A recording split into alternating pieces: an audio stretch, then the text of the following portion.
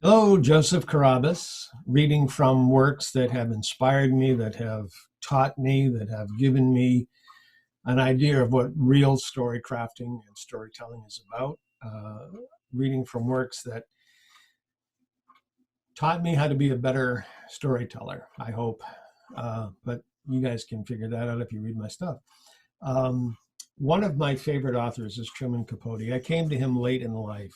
I did not read him in my younger days. And my first taste was the grass harp right here. And I got hooked. I had to read everything he'd written. Um, he is an amazing, amazing storyteller and crafter. And if you read his autobiographical notes, one of the things you discover is he really worked at it. And he recognized there were phases in his writing career where he, would blow out a chunk and then he would go into like a kind of literary seclusion where he practice, blow out a chunk, practice. Um, and The Grass Harp is an incredibly touching memoir. So I'm going to read you just the opening. As I've said before, you should be able to tell in the opening sentence, the opening paragraph, the opening page, and definitely in the opening chapter, if you're in the hands of a good storyteller who knows their craft. So, when was it that I first heard of the grass harp? Long before the autumn we lived in the China tree, an earlier autumn then, and of course it was Dolly who told me. No one else would have known to call it that, a grass harp. If on leaving town you take the church road, you soon will pass a glaring hill of bone-white slabs and brown burnt flowers. This is the Baptist cemetery. Our people, Talbots, Fenwicks, are buried there. My mother lies next to my father, and the graves of kinfolk, 20 or more, are around them like the prone roots of a stony tree. Below the hill grows a field of high Indian grass that changes color with the seasons.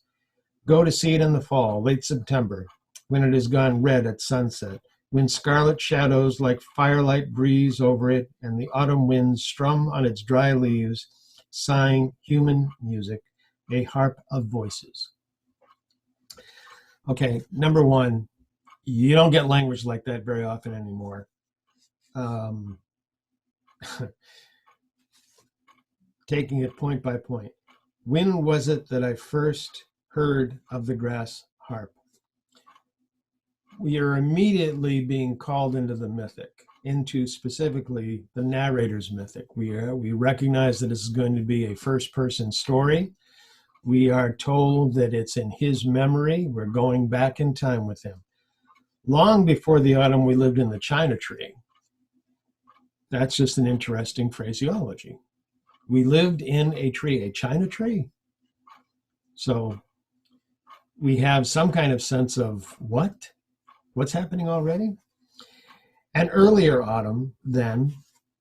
So we've gone back. He's given us some kind of concrete thing. We lived in a tree, but no, it was before that. So you're being pulled back and back and back into this mythic. And of course, it was Dolly who told me. Well, of course. But his phrasing, of course, it was Dolly who told me, like, you should know this. So he's taking you into his confidence as well.